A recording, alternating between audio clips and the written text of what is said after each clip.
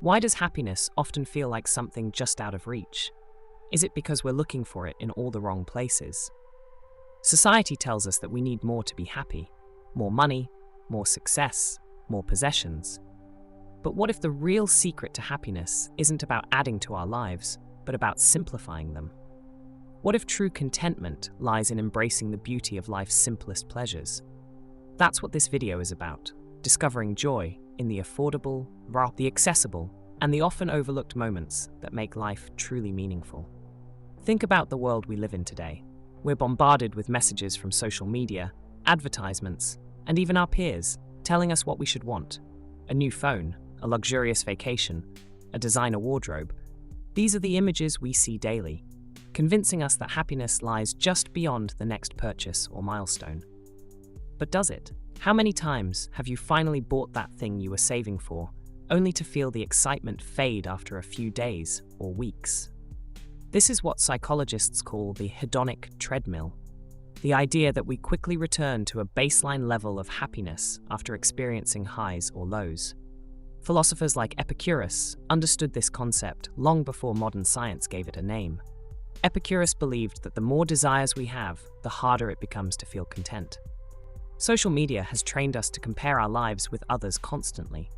You might be enjoying a peaceful walk in the park, but then you see someone on Instagram posting photos of their vacation in the Maldives, and suddenly, your joy feels insignificant. This comparison robs us of the ability to appreciate what we have in the moment. There's a term for this phenomenon: empty desires.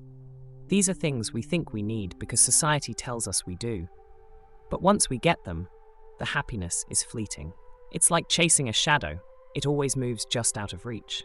Philosopher Epicurus also categorized pleasures into two types: moving and static. Moving pleasures involve actively satisfying a desire, such as eating a delicious meal when you're hungry or buying something you've wanted for a long time. These can bring happiness, but it's often short-lived.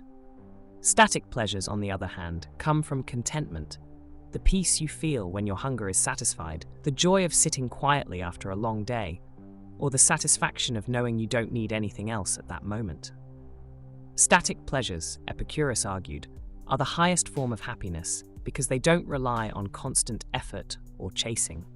This idea aligns with Schopenhauer's philosophy that intellectual pleasures, such as reading, thinking, and creating, are the most satisfying and least costly.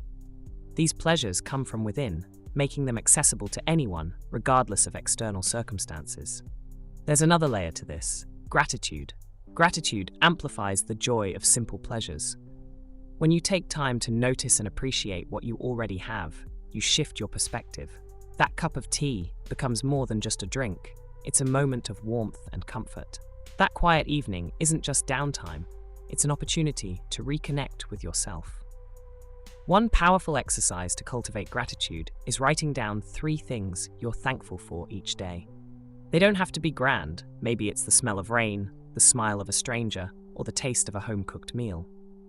Over time, this practice rewires your brain to focus on what's good, making joy more accessible in your everyday life. Throughout history, some of the greatest thinkers have celebrated simplicity. Shuanzi, an ancient Chinese philosopher, taught that harmony comes from aligning with nature and letting go of unnecessary desires. Henry David Thoreau believed in living deliberately, finding meaning in life's essentials. Schopenhauer argued that external pleasures are fleeting and advocated for intellectual and spiritual fulfillment instead. These lessons remind us that happiness isn't found in wealth or extravagance, but in the ordinary moments we often overlook. So, how can you start incorporating simple pleasures into your daily life? Start by embracing mindfulness. Pay attention to small details. Notice the colors of the sky at sunset, the feel of your favorite sweater.